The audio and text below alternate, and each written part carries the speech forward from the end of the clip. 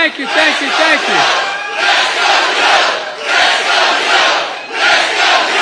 Thank you. Thank you.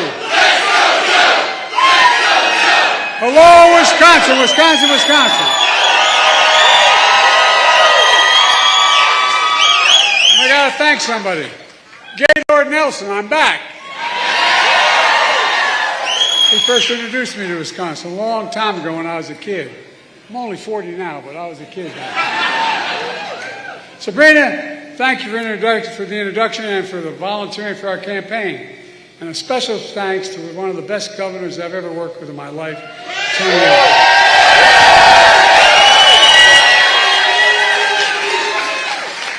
You've got a former governor, Jim Doyle, Madison Road, mayor of this city. Look, he has a tough time winning an election. He only gets 70% of the vote. Congressman Mark Popan. There's so many local leaders here today, including the chair of Wisconsin Democratic Party, Ben Wickler. Ben, hello. Ben. Folks, did you have a good 4th of July? By the way, if you wonder whether Trump has it all together, did you ever hear how he explained the 4th of July when he was president? No, I'm serious. This is true. His explanation of how America won the Revolutionary War, I'm not making this up. He said in his 4th of July speech 5 years ago, he said, George Washington's army won the revolution by taking control of the airports from the British.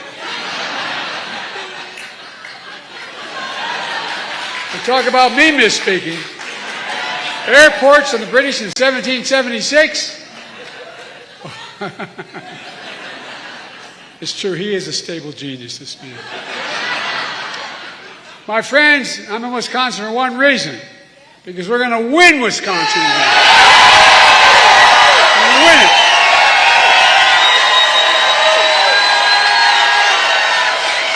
And let me tell you how we're going to do it. You know the reason. We're going to do it because of you all in this room to start with. Well, we're going to stand up for women in America. We're going to restore Wbay, the law of the land. We're going to stand up for the right to vote again. We're going to fight for Medicare and Social Security and child care, elder care, paid leave. All which grows economies. We're going to keep lowering the cost of prescription drugs and expanding health care for everyone. Not just. Look. We're going to protect our children from getting weapons of war off our streets. That's what we're going to do. The idea that more children die from gunshot wounds in America is so wrong. It's sick. It really is sick. We're going to keep confronting climate change. The most important, we're going to save our democracy.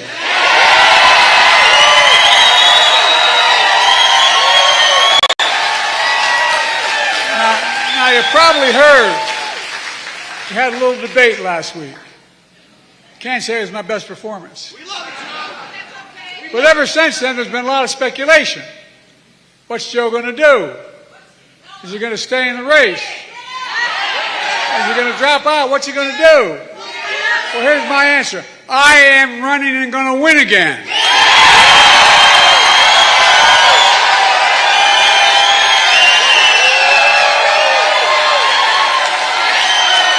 Because we're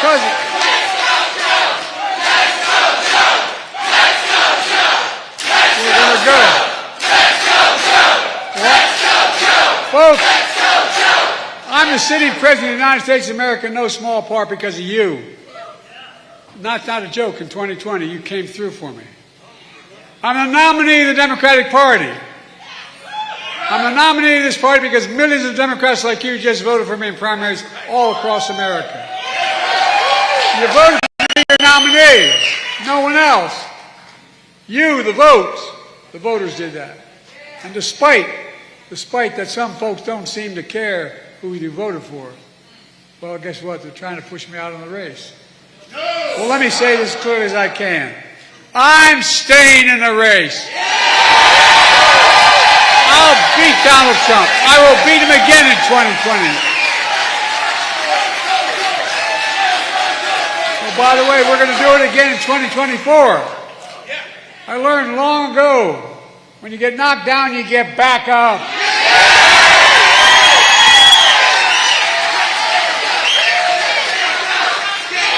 And I'm not letting one 90-minute debate wipe out 3.5 years of work. As the governor said, I've led this nation from the depths of pandemic to the strongest economy in the world, and that's literally true. And I and you are not finished yet. Now, you probably also noticed a lot of discussion about my age. I know I look 40. I keep seeing all those stories about I'm being too old. Let me say something. I was too old.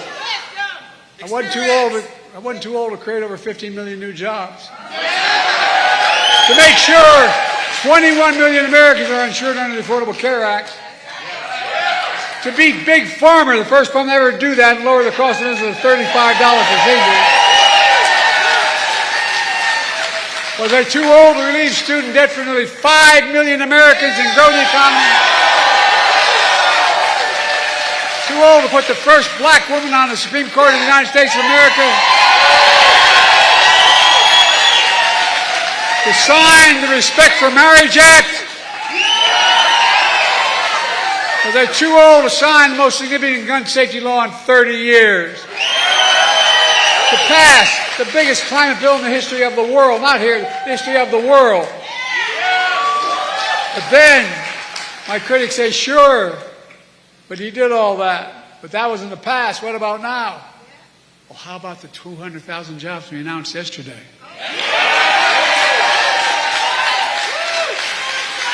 So let me ask you, what do you think? You think I'm too old to restore Roe v. Wade to law of the land? You think I'm too old to ban assault weapons again? To protect Social Security and Medicare?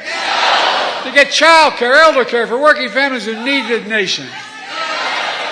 To make billionaires finally start to pay something beyond 8.2% of the tax rate? Let me ask you, you think I'm too old to beat Donald Trump? I can hardly wait. Anyway. Folks, let's focus on what really matters. We're running against the biggest liar and the biggest threat, no, really, the biggest liar and biggest threat to our democracy in American history. That's not hyperbole. Over 150 presidential historians voted him the worst president in American history. No, the worst. As I've said before, he has the morals of an alley cat. He lies about the economy he created. The truth, he's one of only 2 American presidents who left office with fewer jobs than when he came into office. You know who the other one was? Herbert Hoover. Fact. That's why I call him Donald Herbert Hoover Trump. He lies about the pandemic he totally botched. The truth is, over 1 million people went on to die. He told us what? To inject bleach in our arm. It wasn't serious. He lied about how great he was for veterans in his administration. The truth, he called veterans who gave their lives serving America, and I was just in Normandy and on the beaches of Normandy and all through that area. And he said, I have trouble saying this because my son died as a consequence of Iraq.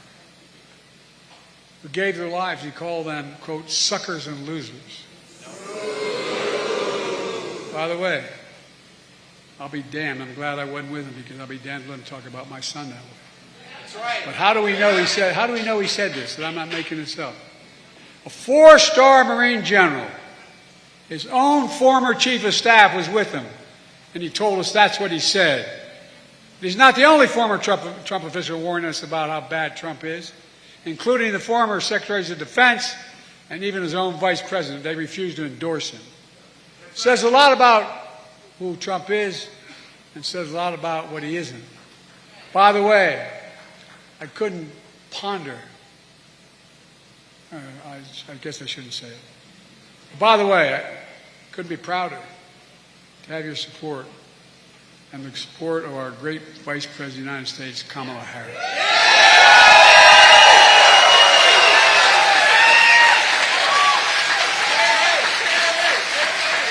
Trump is a convicted felon found guilty, 34 felonies. Lock him up. Trying to hide hush money payments to a porn star. Another jury found Trump sexually assaulted a woman in a public place, and he's been fined $90 million for defaming her. $90 million. They've only been bankrupt about 20 times, but I don't know. This so-called great businessman owes over $400 million in fines after being convicted in New York State of business fraud. Already convicted. Fined $400 million. Donald Trump isn't just a convicted criminal. He's a one-man crime wave. But Trump's biggest lie of all is he had nothing to do with the insurrection of January 6th.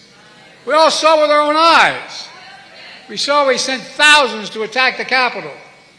We saw police being attacked, the Capitol being ransacked, the mob hunting for Nancy Pelosi, gallows set up to hang Mike Pence. Let me ask you something. After what Trump did on January 6th, why would anyone ever let him be near the Oval Office again? Folks, the issue in this election is, what kind of America do we want to be? What kind of America do we want to be?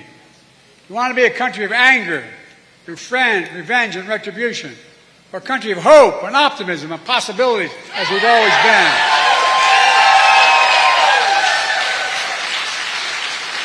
I want a country where women have a right to make their own health care decisions. Trump wants an America where abortion is banned and women are punished. I want an America where health care is a right, not a privilege. Trump wants to throw tens of millions of people who couldn't get insurance any other way than Obamacare off of Obamacare. I want America where the very wealthy begin to pay their fair share. Trump wants to give the very wealthy an additional, last time out when he was president, he gave them a $2 trillion tax cut, creating the largest deficit any president has in one term. Now he's announced he wants another $5 trillion tax cut after already leaving the largest deficit. It's hard to make this up. I want to protect Social Security and Medicare. He wants to cut Social Security and Medicare so he can cut taxes for the very wealthy. I want to ban assault weapons and require universal background checks. You all heard him promise the NRA. He promised the National Rifle Association, I will do nothing about guns. That's what he said. I will do nothing about guns. And he means it. I want January 6th to serve their full prison terms. Trump wants to pardon them. Folks, you can't be pro-insurrectionist and pro-American at the same time.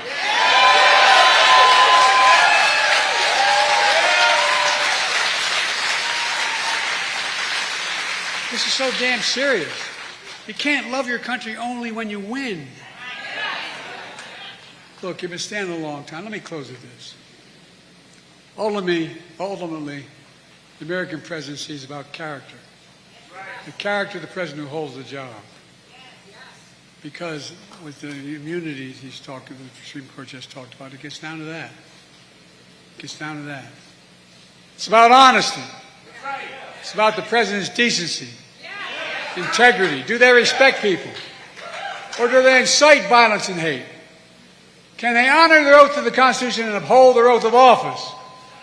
Well, I don't think it's an exaggeration to suggest Trump has failed on every one of these character tests. Every one. And what's worse, the Supreme Court has just ruled that there are virtually no limits on the power of the presidency. I know it sounds bizarre, but that's what they ruled. A frightening decision.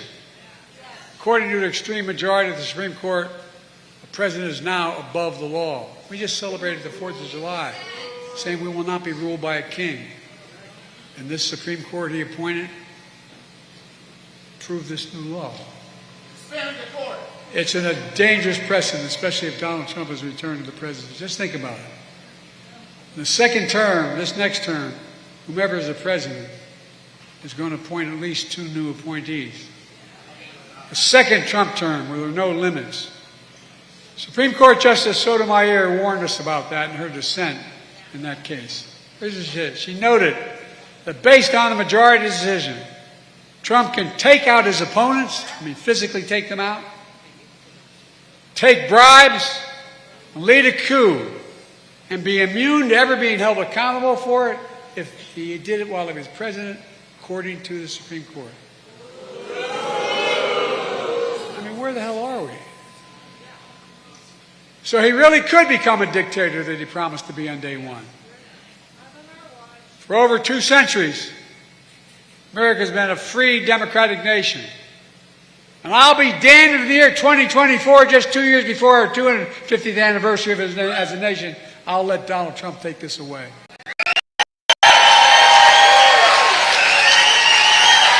Folks, this is not hyperbole. This race is about our freedom. It's about our democracy. It's about the very soul of America. Are we prepared to fight for that?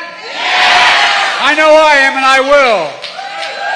And folks, I have never been more optimistic about America's future, because the American people are decent, good, honorable. You just remember who in God's name we are. We're the United States of America. I mean it. Think about it. Think about it in literal terms. And there's nothing beyond our capacity when we stand together. So let's stand together, win the election, and help Donald Trump. God bless you all. And may God protect our troops. Thank you.